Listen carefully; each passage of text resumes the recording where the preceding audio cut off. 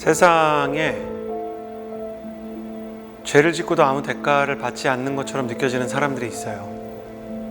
우리가 그런 사람들을 볼 때 굉장히 비분간개하면서도 사실 우리 자신도 죄를 숨길 수 있고 아무도 이걸 모를 거라고 생각하면서 지나가는 순간이 얼마나 많은지 몰라요. 진짜 그럴까요? 완전 범죄라는 게 존재할까요? 죄를 지었는데도 다음날 별로 불안하지도 않고 정말 하나님께서 이 일을 넘어가시기로 결정하신 것일까요?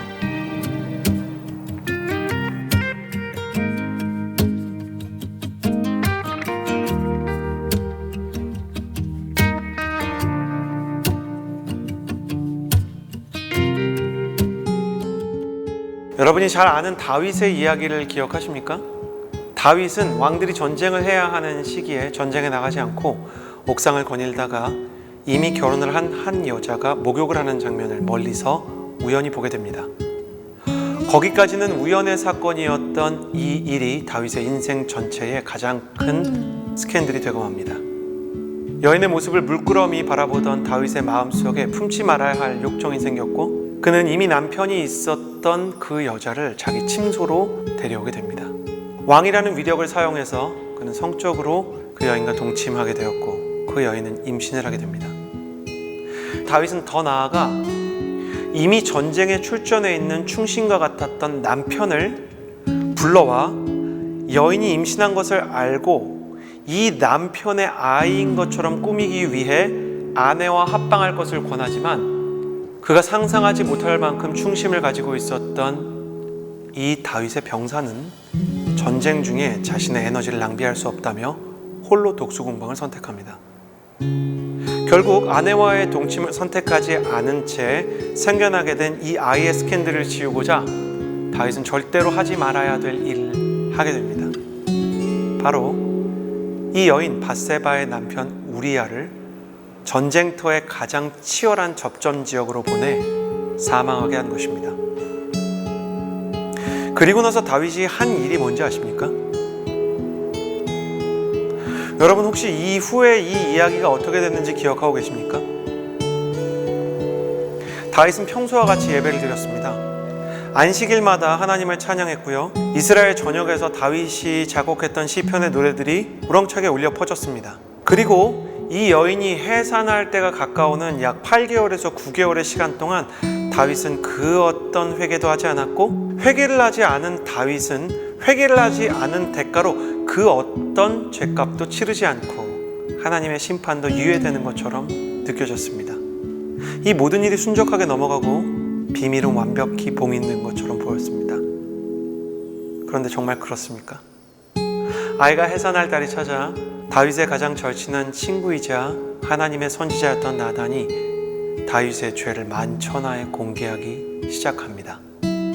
당신이 충신 우리야의 아내를 겁탈했고 그 대가로 아이가 생긴 사건으로 인해 하나님께서 분노하고 계셨다는 것입니다.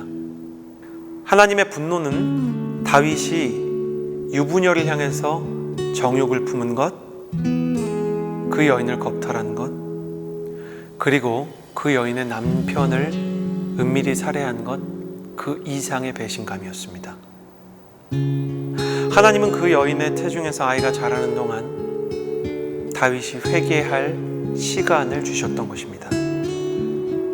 그 시간 동안 다윗이 하나님과 사람 앞에 회개하지 않았을 때 하나님은 다윗의 죄를 만천하에 드러낸 것입니다. 죄가 일정 기간의 유예 기간 동안은 은닉이 되고 숨겨지지만 일정 기간이 지나게 되면 하나님의 폭로의 시간을 만나게 됩니다. 하나님의 세계 앞에 완전 범죄는 없습니다. 특별히 하나님의 사람에게 은폐되는 죄악은 더더욱 없습니다. 여러분이 하나님 앞에 죄를 지었습니까? 누군가에게 상처를 주고 또 다른 누군가에게 아픔을 주었습니까? 혹시 당신이 학교 폭력의 가해자였습니까? 아니면 누군가에게 성적인 학대나 데이트 폭력을 휘두르는 전력이 있습니까? 당신의 삶으로 인해 그 궤적으로 인해 크나큰 상처를 받은 사람이 있습니까?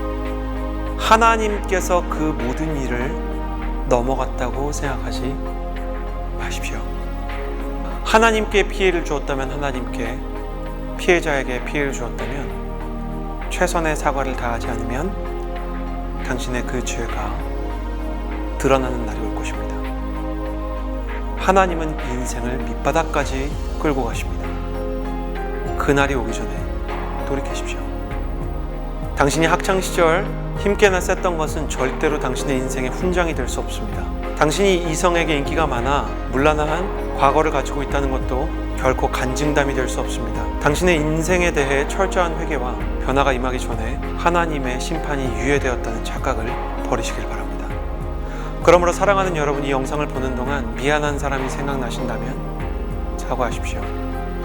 하나님 앞에 숨겨온 음란이나 교만이나 거짓이 있다면 회개하십시오. 기회가 있을 때 십자가 앞에 무릎을 꿇으십시오. 당신의 인생이 다시 예수 그리스도 앞에서 새 힘과 정직한 힘을 얻기를 바랍니다.